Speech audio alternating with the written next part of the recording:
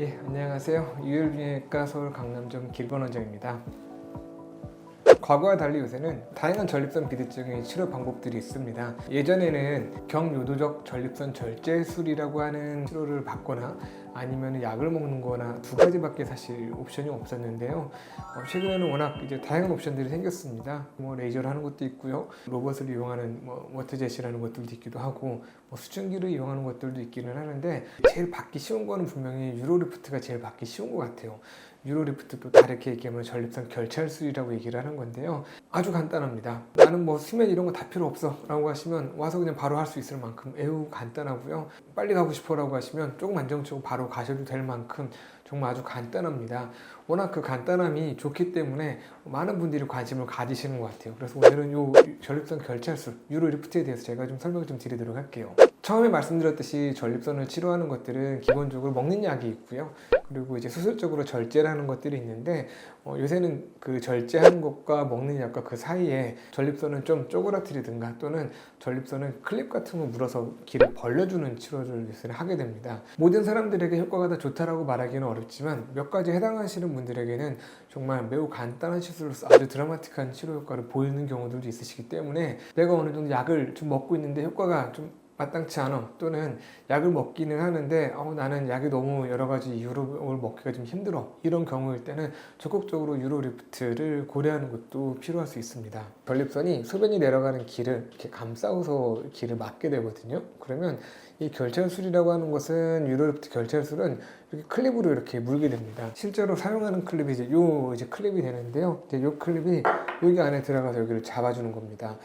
모양으로 보면 매우 간단하게 생기긴 했는데 사실 사람의 전립선이 이렇게 정직하게 생긴 전립선이 그렇게 많지는 않습니다. 보통 저희가 봤을 때 절반 정도 되는 것 같아요. 그러면 이렇게 정직하게 생기신 분들은 유로리프트를 하시게 되면 효과가 아주 드라마틱하고 좋습니다. 그런데 모양이 틀어진 경우들이 있어요. 그래서 꼭 전립선을 정확하게 체크를 하게 됩니다. 그래서 이게 양측엽이 저렇게 양쪽 들어오시는 경우도 제가 정직하다고 제가 지금 표현을 했는데 양측엽이 정직하게 밀고 들어온 경우가 한 절반 정도 되시는 것 같아요. 그러면 이런 분들은 좀 전에 보시는 것처럼 클립으로 양쪽을 탁탁탁탁 물어주면 가운데가 비교 잘 벌어집니다. 그런데 너무 전립선이 커서 많이 물어야 되는 경우이거나 위에서 내려온 사람들도 있고 밑에서 올라가는 사람들도 있고요. 또 양측엽이 커졌다 하더라도 양측엽이 한쪽으로 비대칭적으로 커진 경우들이 있습니다. 이런 경우는 사실 유로리프트가 적절하진 않은 것 같아요. 유로리프트를 해야 되겠다라고 판단이 됐을 때 전문 의료기관에 가셔가지고 내시경이라든가 좀 자세한 검사를 보게 되면 이 전립선 모양을 정확히 볼 수 있습니다. 그러면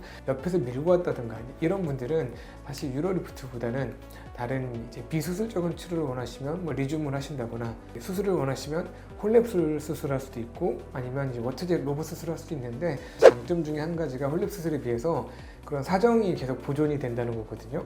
그래서 보통은 유로리프트를 관심을 가져하시는 분들은 그런 이제 홀랩을 수술하시게 되면 아무래도 사정을 했을 때 정확하게 좀 안 나오는 게 있습니다. 그런 거 감안하시면 그럼 워터젯이라고 하는 정부 쪽을 보존해서 사정 기능을 보존할 수 있는 그런 수술을 한번 고려해 보시는 것도 좋으시니까요. 내가 첫 번째로 유로리프트를 고민하셨다 하시더라도 정확한 검사를 통해서 과연 유로리프트를 내가 할지 아니면 다른 그런 대안을 내가 찾아야 될지를 한번 잘 확인해 보시고 병원에서 상담하시면서 치료를 결정하시는 게 좋으실 것 같습니다. 원장님, 저희 유튜브 채널 댓글에 달린 내용인데요. 120cc 이상의 거대 전립선 이런 경우는 어떻게 치료해야 할까요? 내시경 장비들이 발달하기 전에는 사실 120g 정도 되시는 전립선 비대증을 수술한다는 게 정말 쉬운 거는 아니었어요. 그래서 제가 처음에 비뇨기과 의사가 되고 그랬을 때만 하더라도 그 정도 크기는 수술을 한 번에 못하고 수술 두 번에 나눠서 하기도 했었고요. 내시경 수술이 힘들어서 개복을 해서 제거하는 그런 치료를 했던 적도 있었습니다. 그런데 지금은 워낙 장비들이 좋아졌고 이런 것들을 수술할 수 있는 방법들이 생겼고요. 그런 가장 대표적인 게 홀랩 수술이 될 것 같아요. 그 정도 크기가 되시는 경우에 요새 워터젯 수술도 좀 그런 경우를 좀 할 수 있다라고 해서 시도는 되기는 하지만 그런 거대 전립선 비대증에 대해서는 워터젯 로봇 수술보다는 홀랩 수술이 확실히 좀 더 완벽하고 더 좋은 치료 효과를 보이는 것 같습니다. 그리고 그런 워터젯 수술 같은 경우는 한 80g 이상일 때는 좀 효과가 좀 떨어지고 장기적인 재발률 차이도 좀 있는 걸로 좀 나와 있는 것 같아가지고요. 그 정도 크기 되시는 분들은 좀 적극적으로 홀랩 수술을 좀 하시는 게 좋을 것 같아요. 이 홀랩 수술의 가장 큰 장점이 일일이 잘라내는 게 아니고 이 전립선을 통째로 드러내는 거다 보니까 크기에 따라서 수술 관련 시간이 그렇게 많이 차이가 나지 않습니다. 그렇기 때문에 거대 전립선 비대증이 있으신 분들은 좀 홀랩 수술을 하시는 게 좋으실 것 같고, 근데 이게 아무래도 크다 보니까 좀 더 경험이 있으신 분들이 하시는 게 좀 좋아요. 전립선이 그렇게 안 크신 분들은 어느 정도 수술이 경험 있는 분이 하시더라도 그냥 괜찮습니다. 다 결과는 괜찮을 것 같아요. 그런데 좀 그 정도 되시는 분들은 확실히 좀 경험 많으신 분들이 하셔야지 조금 더 깔끔하게 잘 되기 때문에 병원에 찾아가실 때도 조금 더 수술을 잘하고 많이 할 수 있는 병원에 찾아가시고 하면 좀 좋으실 것 같아요. 전립선을 요새 수술할 수 있는 방법이 여러 가지가 있죠. 홀랩 수술 말고 오테지오 로봇 수술도 있고 뭐 리줌도 있고 유로리프트도 있는데, 그런 홀랩 빼놓고 나머지 3개의 치료들은 사실 그런 거대 전립선 비대증을 위해서 수술하기에는 좀 적절하진 않아요. 유로리프트 같은 경우는 사실 그 정도 되시는 경우는 사실 하기가 불가능할 것 같고요. 리줌도 사실 조금 힘들 것 같아요. 뭐 오테지오 로봇 수술 같은 경우는 하려고 하면 할 수 있는 정도긴 한데, 아무래도 그 정도 크시게 되면은 좀 장기적인 재발률에 좀 차이는 있기 때문에 삥 둘러 있어서 그렇게 깊지 않으신 분들은 오테지오 수술도 가능할 것 같긴 한데, 조금 모양이 한쪽으로 좀 깊숙이 들어가 있거나 이런 분들은 오테지오 수술을 하게 됐을 때는 조금 전립선 충분한 제거가 되지 못해서 장기적인 재발률에 차이가 있을 거라고 생각합니다. 그래서 그렇게 크신 분들은 내가 정말 오테지오 수술을 할지 아마 홀랩을 할지 한번 직접 오셔가지고 한번 상담하시면서 한번 좀 판단해서 하시면 좋을 것 같습니다. 하지만 전 개인적으로는 홀랩이 좀 더 나을 것 같다라고 생각을 합니다. 저희가 이제 2023년 10월 달에 저희 대전 둔산점에서 구입을 해서 지금 진행을 하고 있고요. 물을 고압으로 분사를 시켜서 절제하는 수술입니다. 즉 정확하게 측정된 그 AI를 통해서 정확하게 그 매핑이 된 그 궤적을 통해서 수술을 하는 거고요. 이 기구도 생각보다는 많은 그런 공간이나 부피를 차지하지는 않습니다. 리줌보다는 조금 더 장비가 조금 복잡을 합니다. 그리고 이제 이 트레이도 이 그림보다는 조금 더 길고 넓은 이러한 트레이가 필요해서 핸드피스도 이렇게 완제품으로 나오는 건 아니고요. 이 핸드피스를 뭐 권총 조립하듯이 3, 4단계는 조립을 해야 됩니다. 그래서 이제 준비하는 시간에 있어서 조금 시간이 많이 소요가 되고, 약간은 어떻게 보면 우리 스크럽 너스들이 준비하는 데 조금 어려움이, 경험을 갖게 되는 데까지는 조금 시간이 많이 좀 필요합니다. 익숙해지는데 조금 어려운 부분이라고 할 수는 있는데, 그만큼 얘가 어떻게 보면 더 정교하고 더 정밀하게 치료, 이 아쿠아블레이션은 수술적으로 치료를 하는 거기 때문에 그렇게 생각을 하고 있습니다. 동시 이미지를 보는 게 이 수술의 가장 최대 중요한 점입니다. 즉 내시경과 초음파를 통해서 우리가 절제할 그 전립선 부위를 실시간으로 확인을 하면서 저희가 이제 절제를 하게 되고요. 이 노란색 영역을 가장 조심스럽게 절제를 해야 되는 부분이라고 자동적으로 이렇게 아쿠아블레이션 기구에서 이렇게 만들어 주게 됩니다. 이런 서지컬 플래닝을 통해서 우리가 정밀하게 수술을 할 수 있는 장점이 있는 장비입니다. 각각의 다양한 전립선의 모양을 가진 환자분들에 있어서 각각 다르게 매핑을 할 수가 있고요. 각각 시작점들을 우리가 점으로 이렇게 몇 개 찍어 놓게 되고, 스핑크터 부분을 표시를 하게 되면 자동적으로 이 그림이 생성이 되면서 각각의 이 선들을 저희가 자유자재로 조금씩 내렸다가 줄였다, 더 늘렸다가 왔다 갔다 할 수가 있습니다. 가장 환자분한테 효율적으로, 그리고 부작용이 적게, 그리고 효과가 좋을 수 있는 서지컬 플랜을 잡아서 수술을 진행을 하게 됩니다. 지금 이제 요도교 내시경에 진입을 하게 되는 거고, 베르몬타론 부분이고요. 점점 진입을 하면서 플랜을 보면서 얘가 어디쯤이구나 제 생각을 하면서 진입을 합니다. 지금 이쪽에서 내시경 들어가는 게 보이시죠? 들어가면서 블레대로 위치를 시키고 평행하게 유지를 시키면서 기구를 통해서 고정을 시키게 되고요. 초음파상에서 물이 나오게 되는 장비가 보이게 되고, 어느 정도 자를지를 이렇게 매핑을 하게 되면서 리밋을 걸어주고 깊이를 정해주고, 모든 평면을 다 정하는 게 아니라 이렇게 가장 넓은 부분 한 군데만 정하게 되면 얘가 3D로 해내서 그 아쿠아블레이션에서 절제할 부분을 대략적으로 이렇게 저희한테 보일 수가 있게 됩니다. 블레더넥을 어느 정도 도출되었는지 그 부분을 이제 또 블레더넥을 한번 또 클릭을 하고요. 저희가 이제 모니터를 통해서 클릭을 하죠. 미드 프로스테이트 부분 또 클릭을 하고, 마지막에 스피커 네 군데 클릭을 하게 되면 X를 이제 누르게 되면 자기가 아까 저희가 말씀드렸던처럼 이렇게 기본적인 화면이 생성이 되게 됩니다. 여기서 커서를 통해서 왔다 갔다 조금 더 내려야겠다 그러면 조금 더 내리고요. 결정이 되게 되면 이제 다음 스텝으로 넘어가게 됩니다. 3배속이긴 한데요. 보통은 이분은 조금 프로스테이트 볼륨이 큰 분이기 때문에 한 3분 정도가 걸리게 됩니다. 처음부터 이렇게 한 세션으로 진행을 하게 되는데, 그렇지만 이제 뭐 한 50g 이 미만의 크지 않은 BPH 환자분들에 있어서는 2분대 정도 한 번 섹션 하는데 한 2분 30초에서 3분 정도가 소요되는 것 같습니다. 그 시간으로 계속 절제가 되는 게 보이면서 크게 문제가 없는지 초음파 화면을 보이고 또 옆에 이제 요도 내시경 화면이 있는데 그것도 같이 확인을 하면서 시술을 시행을 하고 하는 장면입니다. 다 시술이 끝나게 되면 이제 지혈을 하게 되는데요. 이렇게 플럼피 티슈들이 보이게 되면서 그 부분을 이렇게 저희가 이제 TUR 바이폴라를 통해서 정리를 해주고 블리딩 포커스가 조금 이제 있어 보이는 부분들을 헤모스타시스를 하면서 마지막 정리 작업을 하게 됩니다. 우리나라에서도 이제 이 아쿠아블레이션이 2022년 하반기에 신의료 기술로 평가 인정이 돼서 들어오게 됐었고요. 저희 위엘비뇨기과는 2023년 10월에 구입을 해서 수술을 진행을 하고 있습니다. 특별하게 TURP 다른 스터드와 비교해서 뒤처지지 않고 합병증도 없으면 좋은 결과를 보이고 있고요. IPSS 임프루브먼트 모두 TURP와 비등한 결과 그리고 특별하게 문제가 없으면서 좋은 결과를 보이고 있다는 이러한 오리지널 아티클을 통해서 인정이 되고 사용이 되고 있습니다. 중요하게 이제 생각되는 리섹션 타임에 있어서도 TURP 같은 경우에는 그람수가 늘어나면서 이렇게 시간이 많이 증가가 되게 되지만 이런 아쿠아블레이션 수술적 치료 방법은 특별하게 그람수에 상관없이 리섹션 타임이 거의 비슷하게 시간적 절약을 해줄 수 있는 치료 효과로 인정이 되고 있었습니다. 합병증을 걱정하거나 그리고 성기능에 문제가 있지 않고 정상적인 사정 생활을 원하시는 분들도 상당히 많은 것 같습니다. 그래서 이러한 여러 가지를 토대로 판단을 해서 환자분들한테 더 도움이 될 수 있는 상황이 되면 저도 이제 아쿠아블레이션을 선택을 해서 수술을 하고 있고요. 평균적으로 봤을 때 저희 위엘비뇨기과에서 BPH 수술을 하게 되면 한 10분이 수술한다고 하면 그 중에 7, 8분은 홀레비 진행이 되는 것 같고 두세 분은 그 이외에 수술을 하는 것 같습니다. 평균적으로.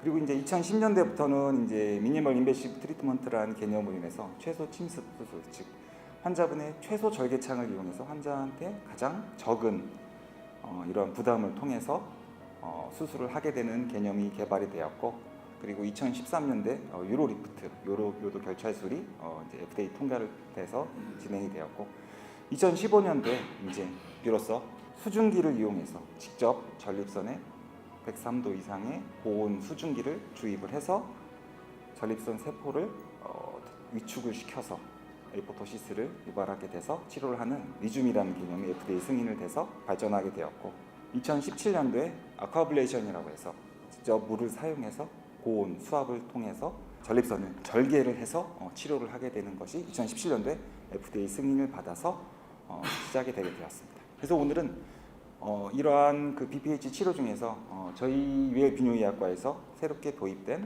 아쿠아블레이션과 리줌에 대해서 말씀을 좀 드리도록 하겠습니다. 우선 리줌 시스템입니다. 우리나라 말로 수증기 이용 경요도 전립선 절제술이라는 이름으로 신의료 기술로 이제 도입이 되게 되었습니다. 중요한 것 중에 하나가 이 어떠한 수술을 할 때 차지하는 장비의 크기나 부피도 상당히 중요하다고 생각을 하는데 이 리줌 시스템은 보이시는 이 제너레이터, 델리버리 디바이스 그리고 우리가 사용할 물을 걸어놓은 폴대만 있으면 시술이 가능합니다. 이 제너레이터 크기는 프린터 정도? 하나, 일반적인 프린터 정도 크기고요. 이 제너레이터를 이동시킬 트레이 하나만 있어도 적은 공간에서 간편하게 치료를 할 수가 있게 되었습니다. 상당히 준비하는 시간도 빠릅니다. 다 원제품으로 나와 있으면서 연결만 하게 되고 특별하게 이제 스크럽 너스들한테도 부담이 적은 시술입니다. 리줌 니들, 즉 이제 햄피스 델리버리 디바이스에 있어서 처음에는 이 니들이 들어가 있는데 이제 저희가 이제 우리가 타겟할 부분에 있어서 버튼을 누르게 되면 이 니들이 앞으로 나오게 됩니다. 이 니들을 자세하게 보시면 구멍이 4개가 있고요. 이게 120도 간격으로 3줄이 되어 있습니다. 즉 12개의 구멍에서 고온의 수증기가 약 9초간 분사가 되게 됩니다. 그렇게 되면 고온의 수증기가 나오면서 이 수증기가 전립선 조직 안에서 액체로 바뀌게 되죠. 그래서 기체가 액체로 바뀌면서 나타나게 되는 열 에너지를 통해서 이 전립선 세포들이 영향을 받게 되고 점점 위축 그리고 사멸이 되게 돼서 효과를 나타내게 됩니다. 서서히 이제 이런 효과를 보기 때문에 대부분은 3개월 정도까지 서서히 이러한 BPH 환자분들의 이런 불편감을 줄여줄 수가 있습니다. 이분이 이제 케네시 골드버그라는 분인데 리튬의 뭐 아버지라고 불릴 수 있겠죠. 거의 대부분의 이제 리튬 연구에 초창기 시작을 하셨고 대부분의 연구를 진행하시는 분입니다. 이 부분이 지금 하는 말씀이 뭐냐면 뭐 괜찮다, 뭐 특별하게 환자하고 대화를 하면서 그냥 시술을 합니다. 이제 자 들어갑니다.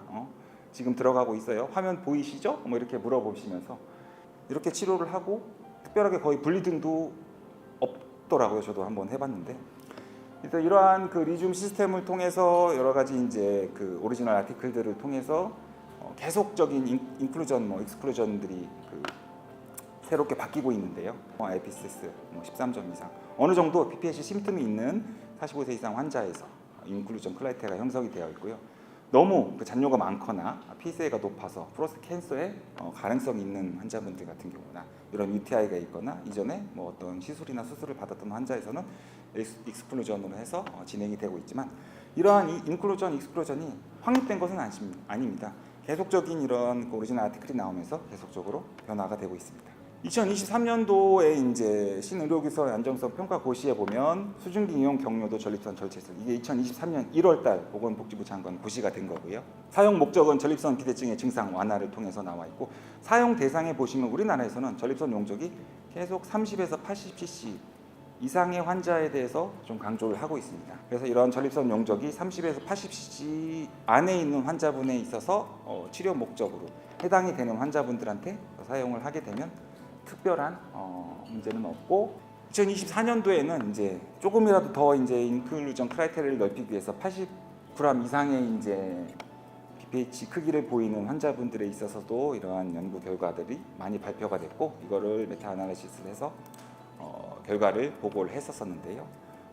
평균적으로 IPSS는 11점 정도 그리고 QMAX는 6.5ml/s 정도의 효과를 보인다고 즉 80g 이상의 BPH 환자에서도 좋은 효과를 보이고 있다고 이렇게 결과를 보고를 하였습니다. 이거는 이제 제가 처음 아직 저희 병원에서 이제 리튬에 대해서 이제 계속 고민을 하고 있었을 때 저희 보스턴의 도움을 받아서 적절하다고 제가 생각하는 인디케이션 환자분이 생겨서 한번 저희 병원에서도 실행을 해봤습니다. 저희 병원에 있는 저희는 이제 수술방을 대전 둔산점에서는 3개로 운영을 하고 있고요. 지금 여기는 가장 작은 3번 방입니다. 3번 방에서도 충분히 뭐 대부분의 수술을 할 정도의 그 넓은 공간을 갖고 있다고 생각을 하고 있고요. 이러한 방에서도 다른 방보다 조금 작긴 하지만 어떻게 보면 안락하게 수술을 할 수 있었습니다. 처음에 이제 계속 대화를 하면서 환자분과 상의를 하고 제가 이제 어떤 버튼 그리고 이제 이 환자에 대해서 계속 상의를 하면서 수술을 하고 있는데도 전체적인 시술 시간이 약 8분 정도밖에 걸리지 않을 정도로 상당히 간편하고 간략하게 진행이 되었었습니다. 생각보다 뭐 블리딩에 있어서 크게 뭐 영향을 끼치거나 방해를 받지 않는 시술이었습니다. 어떻게 보면 너무 걱정이 되는 부분 중에 하나는 너무 쉬워서 걱정이 된다고 할까요? 너무 간편하다고 할까요? 비뇨기과 의사의 그 경험이나 이런 술기보다는 너무나 많은 기구의 발전으로 인해서 뭐 편리점도 있지만 정형화되고 획일화된 그리고 뭐 안전하다고 말씀드릴 수도 있겠죠. 이러한 시술 방법이라고 생각을 합니다.